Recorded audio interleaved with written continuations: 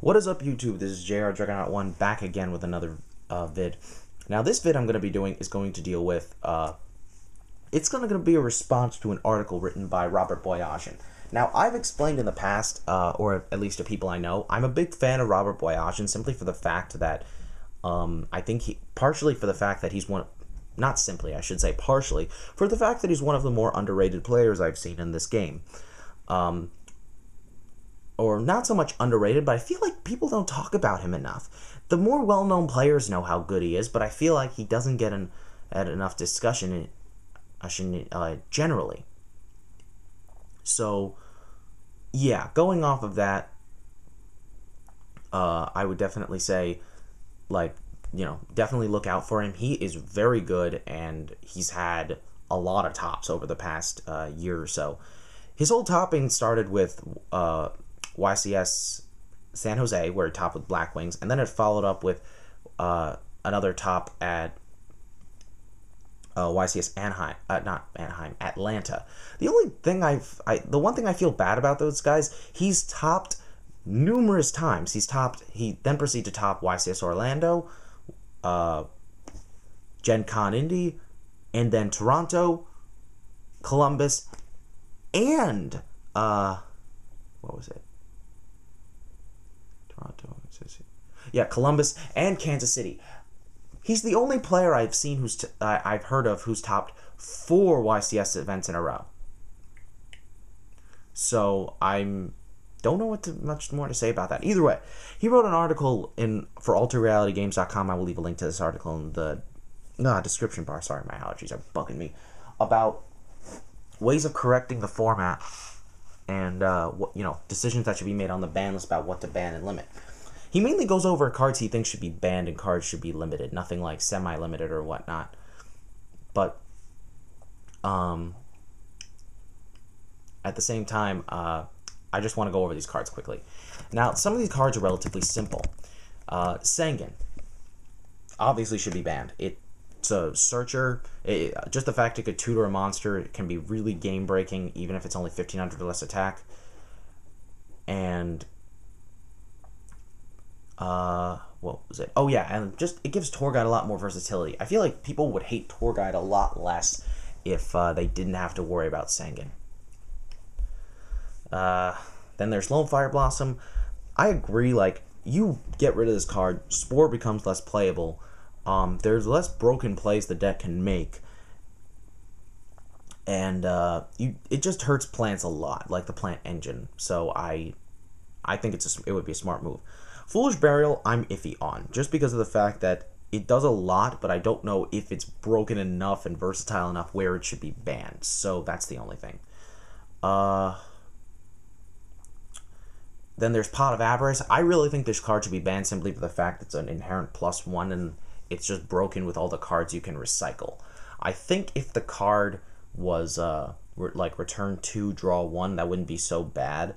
But the fact of the matter is it's a +1. It is a +1 that does so much for you, and I don't like that. Especially given that nowadays there's only 2 real outs I've seen to this card, and those outs aren't really being played.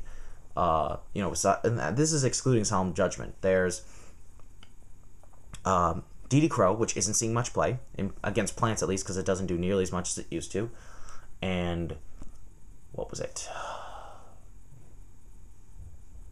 Oh yeah, and Transmigration Prophecy, which I main deck for a while in plants, but that's another story.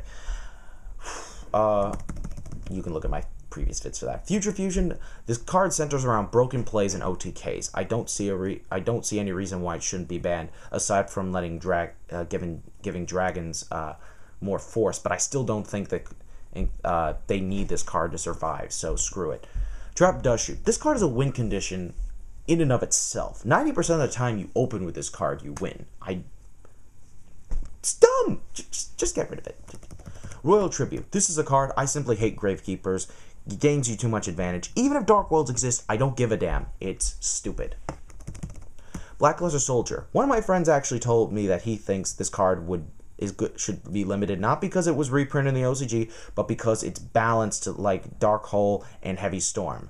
No, it's not, but I'm sorry, I need a minute. It's stupid. And that's the last of the cards. This card should be banned without question. No one can really argue it should stay around. At least nobody can legitimately argue. Rescue Rabbit, limited. Rabbit's annoying. Stupid pluses. Stupid stuff.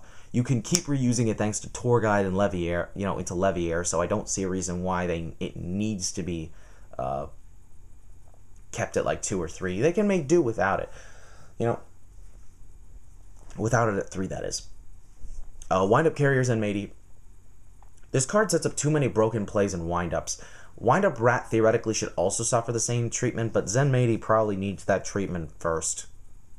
Simply for the fact that I realized what makes Rat less broken is the fact that we don't have is the fact that even under priority, he technically doesn't have priority. He can activate priority to use his effect, but if you change something that would stop him before he switches positions into into defense mode, then you can essentially stop the play from happening. You stop the revival, which is cool. But yeah, stupid card and such. Wind-up Factory. If Wind-up Rabbit didn't exist, I feel like we wouldn't care so much. But this card is better than Black Whirlwind. It's absolutely absurd how good it's become. Especially with Rabbit, you could theoretically do a search during your opponent's turn and your turn. So, damn. Just, damn. Insector Hornet, more stupid stuff. I think Dragonfly needs to get hit first over this card, but if they hit Hornet, they at least will hit their deck pretty hard. It's just Dragonfly really needs to get hit a lot more, just because that's the real problem with the deck. Grapha and Hyperion, they both pretty much deserve the same treatment. But I think in a way Grapha might arguably need it more, because Hyperion you can arguably put to 2 if you hit Earth or Venus. Grapha you can't really do the same thing, because you can hit Gate, sure, but I don't think that does enough to warrant keeping Graph at 3. The card's broken because it's a recur. You can keep reviving it from the grave and such. It's dumb. Dumb. They're both dumb. Keyzon, I'm not really going to talk about that because I don't know what to tell you. Horn of the Phantom Beast. I think maybe I could see them putting this to 2. Putting this to 1 seems like overkill though. But I don't know. Maybe people have a better perspective on this than I do. It does create a bit too much advantage, though, since it's usually going to be a +2 whenever you play it. And it's, a draw engine that's permanent, and they can't chain MST to the activation because it's damage step. Whose idea was this? Seriously. Okay. Last but not least, though, I wanted to get to this card. This was the major reason I made this response. Miracle Fusion. I don't understand how... I don't agree at all with the idea of putting this to 1. Not simply because I play heroes. You hit Miracle Fusion, you hit the deck way too hard. There's no reason to really hit it to 1. There's nothing that's that ridiculously broken about it. Sure, top decking a Miracle Fusion can suck, but at the same time, I don't find it to be like top decking a Hyperion. I don't. I feel like people are going to lose. This card does require some setup, so I would at least take that into consideration. Also, you'd be better off hitting Super Poly first. That card is more broken. That card can fuse your monster with anything, and they can't do anything to stop it. Seriously, do I really need to say any more? Alright, whatever. That's it for this vid. Hopefully this vid isn't too long, like my first take of this. Enjoy your weekend, guys. Maybe I'll probably try to get up another video regarding YCS Atlanta soon. Peace.